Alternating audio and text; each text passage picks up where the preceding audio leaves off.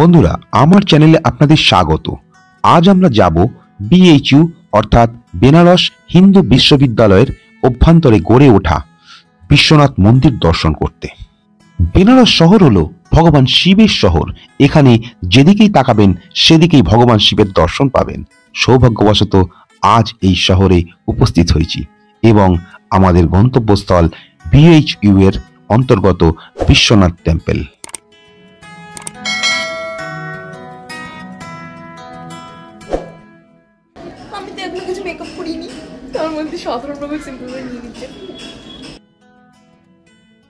তাই সকাল সকাল ব্রেকফাস্ট সেরে আমরা বেরিয়ে পড়লাম বেনারস হিন্দু বিশ্ববিদ্যালয়ের উদ্দেশ্যে।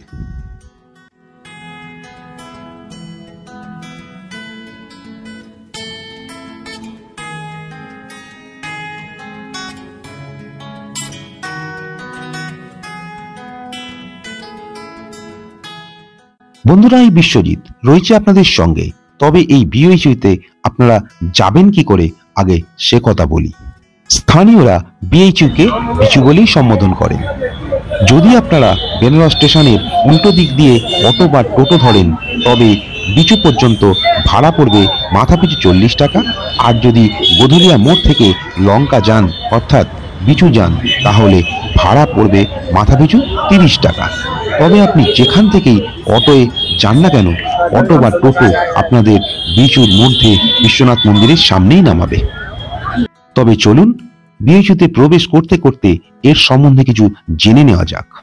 বেনারস হিন্দু বিশ্ববিদ্যালয় যৌথভাবে মদনমোহন মালভিয়া, অ্যানি বেসান্ত, দ্বারভাঙা রাজ্যের মহারাজা রামেশ্বর সিং এবং নারায়ণ রাজবংশের প্রভু নারায়ণ সিং এবং আদিত্যনারায়ণ সিং দ্বারা প্রতিষ্ঠিত হয়েছিল। প্রায় 30,000-এর বেশি শিক্ষার্থী এবং 18,000 ক্যাম্পাসে বসবাসকারী বিএইচইউ এশিয়ার বৃহত্তম আবাসিক বিশ্ববিদ্যালয়। বিশ্ববিদ্যালয়ের প্রধান ক্যাম্পাস 1370 একর অর্থাৎ 5.5 কিলোমিটার জুড়ে বিস্তৃত। কাশী নরেশ প্রভুনারায়ণ সিং দ্বারা দান করা জমিতে নির্মিত হয়েছিল। দক্ষিণ ক্যাম্পাস 2700 একর অর্থাৎ 11 কিমি জুড়ে বিস্তৃত। পরে সুন্দরপুরের মহারাজা কুমার আদিত্যনারায়ণ সিং কর্তৃক দান করা জমির ওপর নির্মিত। বিএইচইউ 6টি প্রতিষ্ঠান, 14টি অনুষদ অর্থাৎ স্ট্রিম এবং 140 বিভাগে সংগঠিত। 2020 সালের হিসাবে বিশ্ববিদ্যালয়ে মোট শিক্ষার্থী তালিকাভুক্তির সংখ্যা 30,698। 48টি দেশ থেকে আসছে আবাসিক ছাত্রদের জন্য এটিতে 65টিরও বেশি হোস্টেল রয়েছে। 1905 সালের ডিসেম্বরে বেনারসে ভারতীয় জাতীয় কংগ্রেসের 21তম সম্মেলনে মালভিয়া প্রকাশ্যে বেনারসের একটি বিশ্ববিদ্যালয় প্রতিষ্ঠার তার অভিপ্রায় ঘোষণা করেছিলেন। মালভিয়া অন্যান্য ভারতীয়দের জাতীয়তাবাদী এবং শিক্ষাবিদদের কাছ থেকে ইনপুট নিয়ে বিশ্ববিদ্যালয়ের জন্য তার দৃষ্টিভঙ্গি তৈরি করতে থাকেন। তিনি 1911 সালে তার পরিকল্পনা প্রকাশ করেন। তার যুক্তির কেন্দ্রবিন্দু ছিল ভারতে বিদ্যমান দারিদ্র্য এবং ইউরোপীয়দের তুলনায় ভারতীয়দের আয়ের হ্রাস। পরিকল্পনায় ভারতের ধর্ম ও সংস্কৃতি অধ্যয়নের পাশাপাশি প্রযুক্তি ও বিজ্ঞানের উপর জোর দেওয়ার আহ্বান জানানো হয়েছে। এই স্বনামধন্য বেনারস হিন্দু ইউনিভার্সিটি প্রতিষ্ঠিত হয়েছিল 4ই ফেব্রুয়ারি 1916 সালে অর্থাৎ 107 বছর আগে। এই বিএইচইউ এর অভ্যন্তরে গড়ে উঠেছে কাশী বিশ্বনাথ মন্দিরের আদলে একটি সুন্দর সুসজ্জিত বিড়লা মন্দির। আসুন তবে এই মন্দিরের সম্পর্কে কিছু জেনে নেওয়া যাক। এই মন্দির বর্তমানে একটি ট্যুরিস্ট স্পট হিসাবে পরিণত হয়েছে। বেনারস ভ্রমণে বিশ্বনাথ মন্দিরকে কেন্দ্র করে এটি একটি সাইট সিনের মধ্যেই পড়ে। আমরা এখন বিএইচইউ ক্যাম্পাসের মধ্যে। এই ক্যাম্পাস এতই বড় যে প্রায় 30,000 ছাত্রছাত্রীর নিবাস এখানে করতে পারে একসঙ্গে। অনেকটা বড় বলে ভেতরে অনেকখানি অটো করে যাতায়াতের ব্যবস্থা আছে। স্টেশন থেকে অটো ভাড়া পার হেড প্রায় 35 টাকা করে পড়বে। আমাদের তাই নিলে 35 টাকা করে পার হেড। অটো বা টোটো যাতেই আসবেন বিএইচইউতে আপনি আসতে পারবেন। এখানে আরেকটা জিনিস আছে, এখানে হচ্ছে বিশ্বনাথের মন্দিরের আদলে নতুনভাবে তৈরি করা হয়েছে একটি বিশ্বনাথ মন্দির, বিড়লা মন্দির যেটাকে বলা হয়। তো চলুন সেখানেই আপনাদের নিয়ে যাই, দেখিয়ে নিই একবার।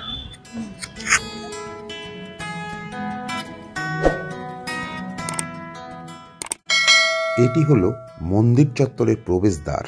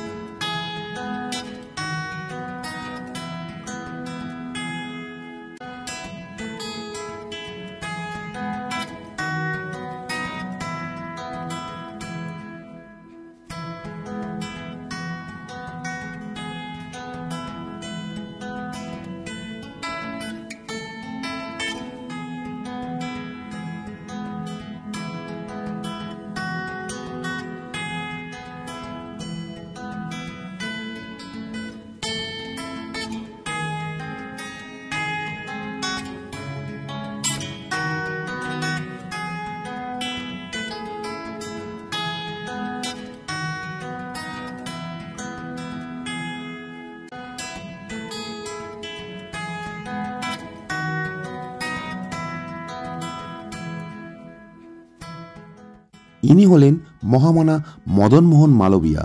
ইনি জন্মগ্রহণ করেছিলেন 1861 সালে এবং পরলোক গমন করেছিলেন 1946 সালে। ইনি ছিলেন একজন ভারতীয় শিক্ষাবিদ ও রাজনীতিবিদ। তিনি ছিলেন ভারতীয় স্বাধীনতা আন্দোলনের এক বিশিষ্ট নেতা ও ভারতীয় জাতীয় কংগ্রেসের 4 বারের সভাপতি। তাকে পণ্ডিত মদনমোহন মালব্য বলা হয় এবং মহামনা সম্মানে ভূষিত করা হয়।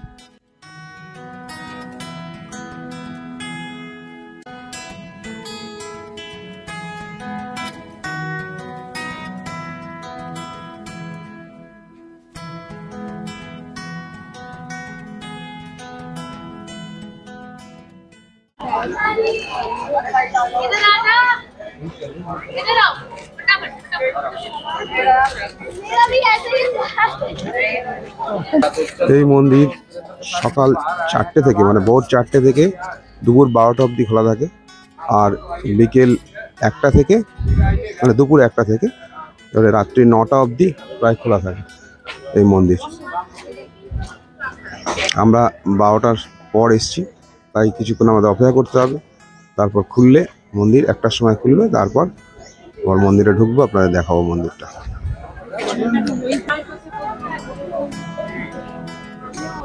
এটি হলো মন্দিরের সুবৃহৎ ক্যাম্পাস। চলুন তবে একটু ক্যাম্পাসটা ঘুরে নেওয়া যাক।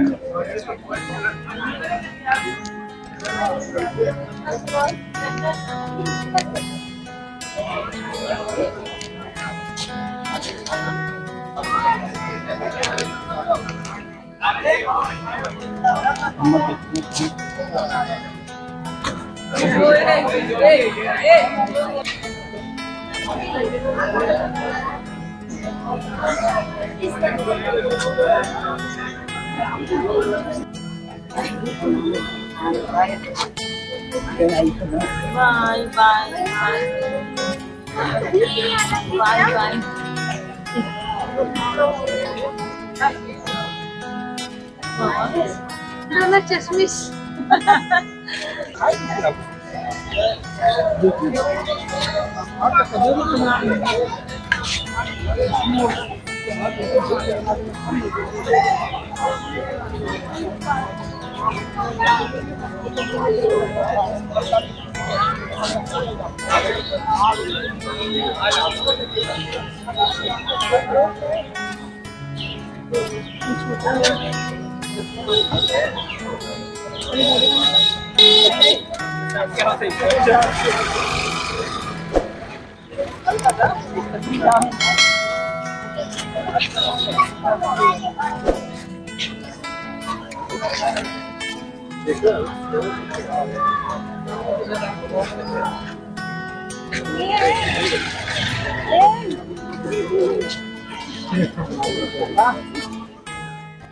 মন্দিরের ক্যাম্পাসের মধ্যে হাতে আঁকা ছবির প্রদর্শন।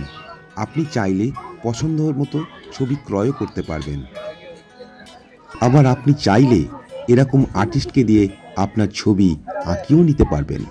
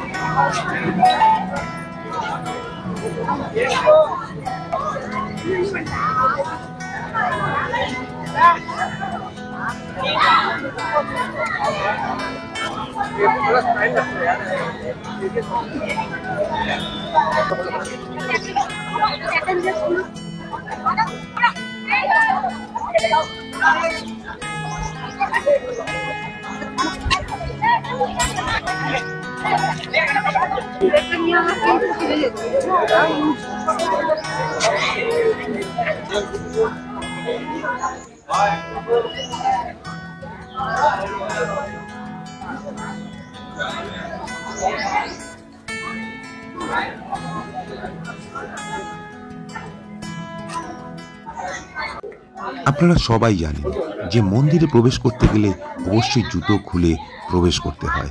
তা এখানেও তাই, জুতো খুলে আপনাকে প্রবেশ করতে হবে, কিন্তু এখানে জুতো রাখার নির্দিষ্ট জায়গা আছে, যেখানে 20 টাকার বিনিময়ে আপনি আপনার ফ্যামিলির পুরো জুতোই রাখতে পারবেন। তবে চলুন জুতো খুলে মন্দিরে প্রবেশ করা যাক।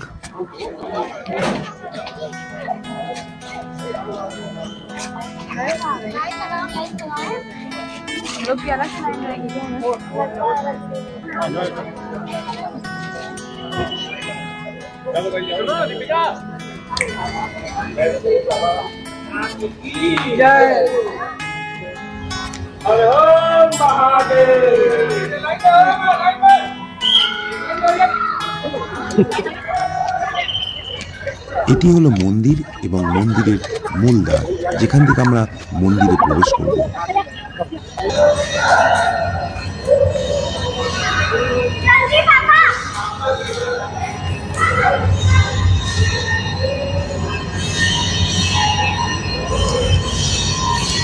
এটি হলো মন্দিরের সুবৃহৎ কারুকার্যময় দালান।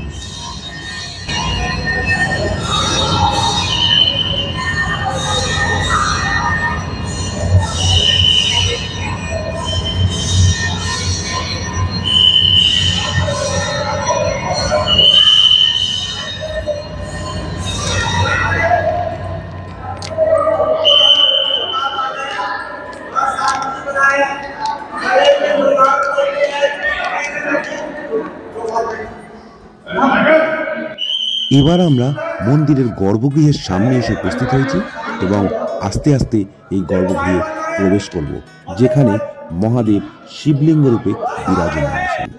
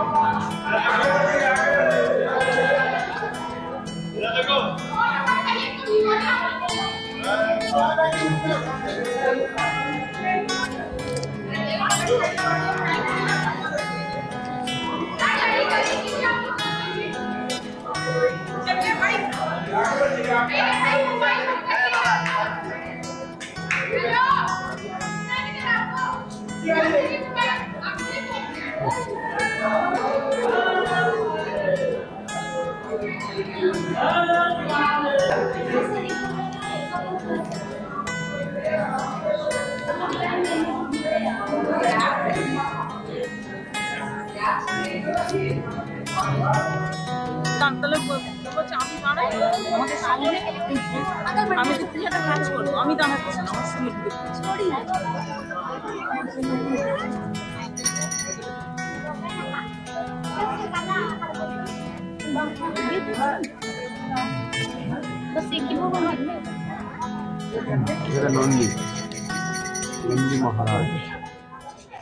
ইনি হলেন নন্দী মহারাজ। সব শিব মন্দিরের দরজার কাছেই এনার অবস্থান লক্ষ্য করে থাকবেন। কথিত আছে এনার কানে যদি কোনো কথা বলে দেওয়া হয় তবে ইনি মহাদেবকে অবশ্যই জানান এবং সেই ভক্তের মনস্কামনা পূর্ণ করতে সাহায্য করেন এই নন্দী মহারাজ।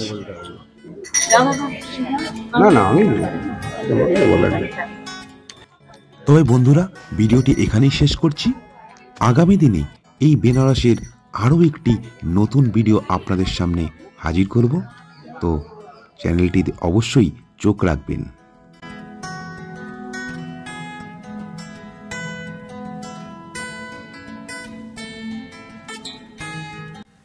বন্ধুরা, কেমন লাগলো এই ভিডিওটি কমেন্ট করে জানান। ভালো লাগলে চ্যানেলটি সাবস্ক্রাইব করে একটা লাইক ও বন্ধুদের শেয়ার করে দিন। ভালো থাকবেন, সুস্থ থাকবেন। আবার দেখা হবে পরের ভিডিওতে।